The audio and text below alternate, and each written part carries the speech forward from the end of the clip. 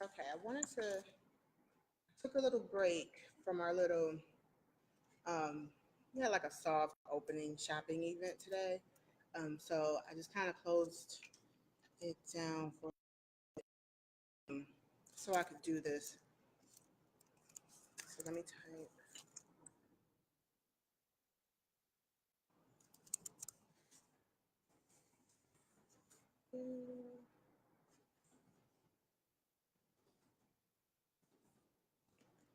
So, okay, until some people join, I wanted to go over what the curriculum, how it's built, how it's, why we made it, and what the basis was that we made it on. The curriculum is based on, of course, school, I guess you would say.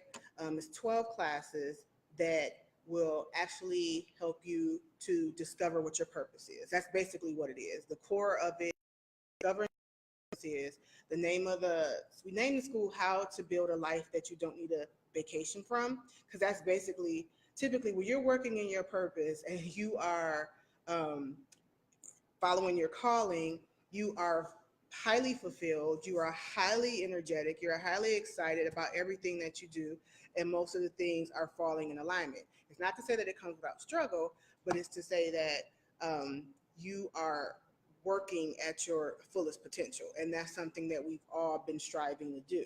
So that's why we created the school. That's why the class is called what it's called.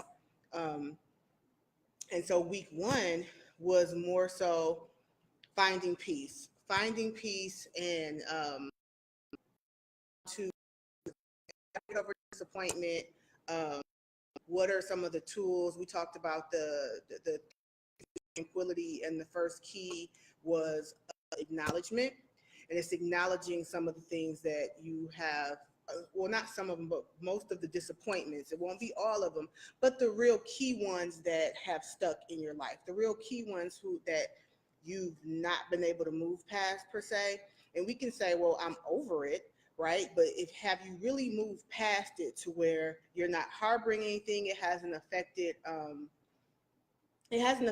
your present, right? Your present life. A lot of the decisions that we make are based on our hurts from the past, right? Oh, we won't make that mistake again. A lot of the walls that we've built, a lot of the walls that we built and that we put up, or whether it be around our hearts, whether it be around our the way that we think, not being open. Sorry, my necklace is really getting on my nerves, and then this is like weird, so I just made it worse.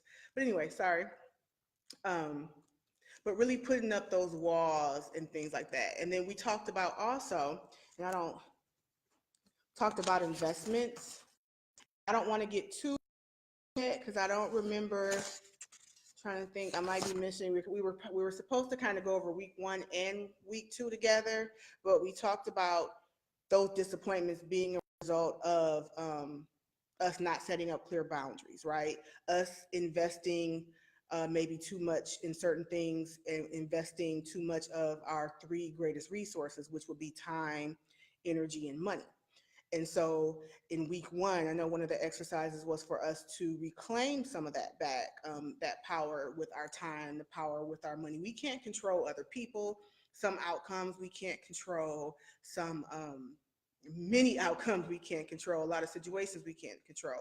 But one thing that we can control is ourselves, and the boundaries that we set, and the things that we allow people to talk us into compromising on, or even situations. It might just not be people, it might be situations as well. So that's one of the things that we discussed, or that the worksheet went over in week one, and also kind of week two, it kind of closed the exercises for that as well. What have you invested? The question would be to you, what have you invested too much of your time into that hasn't return that you think you deserve for the amount of money that you've invested into, time that you've invested into it, and energy that you've invested into it? What have you been disappointed about that you haven't gotten over? So that's something to really think about. Um, this class, Finding Your Peace, I think you can't move towards your purpose until you moved into a place of submission. And that is the key to finding your peace, a place of submission, which means I accept, right? So we have the three keys to tranquility, which is acknowledgement, accountability, and then acceptance. At the end, you're going to have to accept that it is what it is. This is what happened. This was the outcome. I can't go back and rewrite history, but what I can do is from a place of growth, from a place of learning, learning from my mistakes, I can be better in the future, present, and be better in the present for sure, but for sure be better in the future.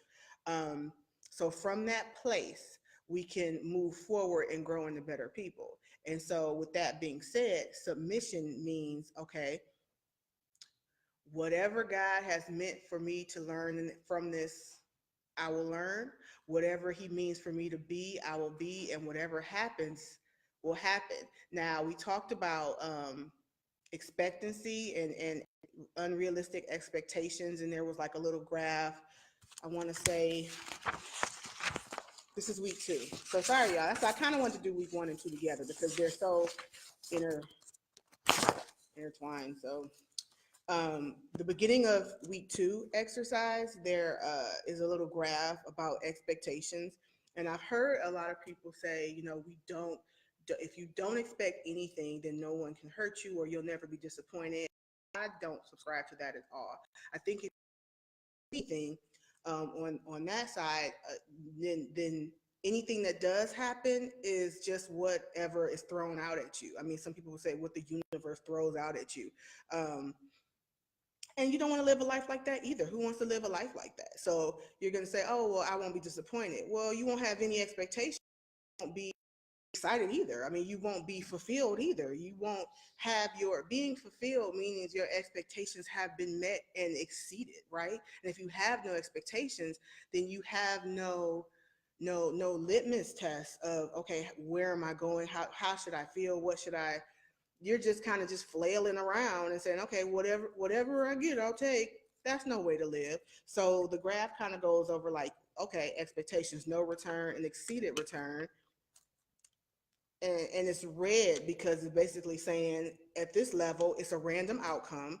It may not be in alignment with where you're going, your destiny, where you need to be, the things that you need for the moment or for that season.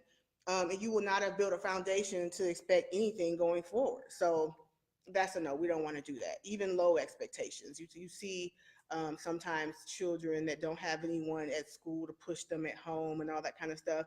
And sometimes those kids become, really self-driven go-getters on their own, but a lot of times they don't. A lot of times they don't until that expectation is placed on them to perform and to go better. God places an expectation on us. And this whole thing is to say our expectation should not be placed on man, should not be placed on man, but should be placed on God. And it should be in alignment with what we know that He has for us and what we know that He expects from us and what He wants us to do.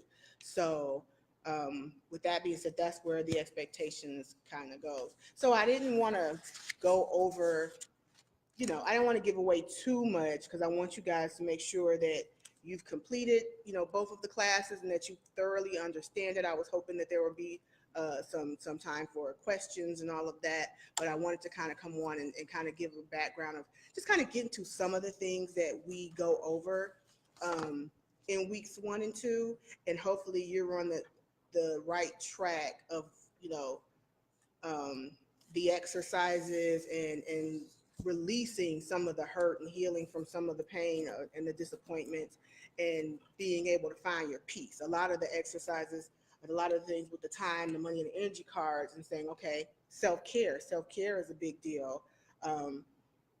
Making sure that you get some of that peace back, making sure that you take time out for yourself, because if you're a giver and you over of your loved ones, you spend all that time giving to others, where's the time? You can't pour from an empty cup, period. So people think, oh, I'm so selfless. I get it, that those are the things that a lot of people kind of pride themselves on, being so selfless. But sometimes there has to be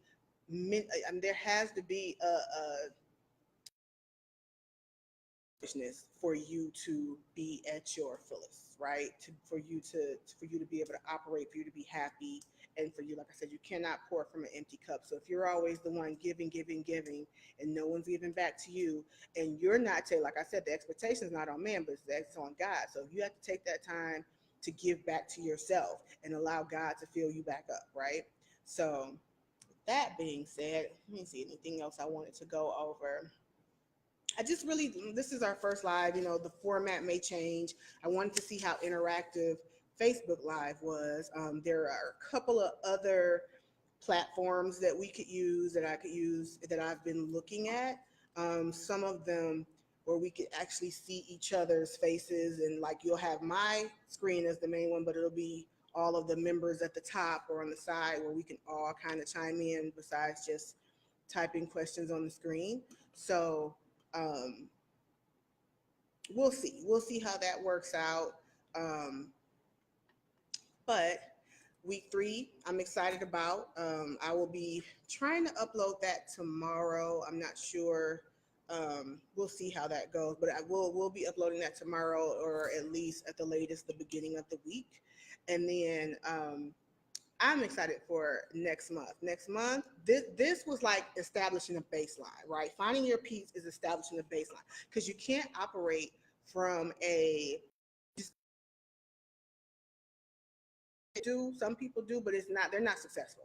You cannot operate from a place of chaos. Now, some things are made to push you.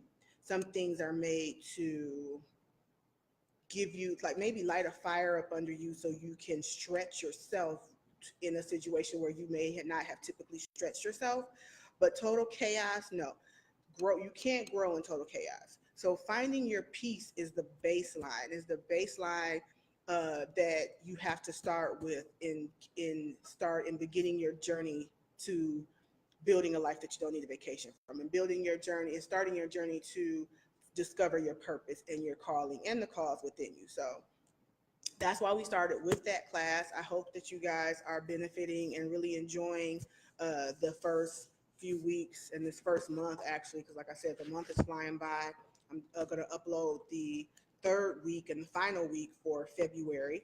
And then we're going to get into the real nitty gritty of it, because this is the thing that a lot of people need a lot of help and a lot of alignment in, would be career.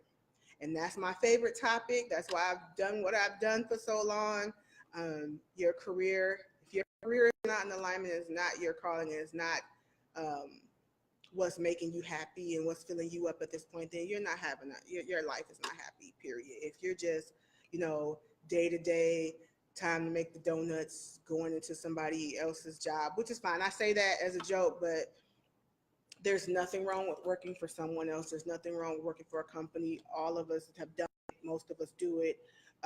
But just make sure that, my thing about that is making sure that you have a plan, making sure that it fits in with what your life, what your purpose plan looks like, uh, what your life is supposed to be. So if you're just, everything is a stepping stone, and you get all kinds of resources, and you learn, and you get, and all that, working for employers, right?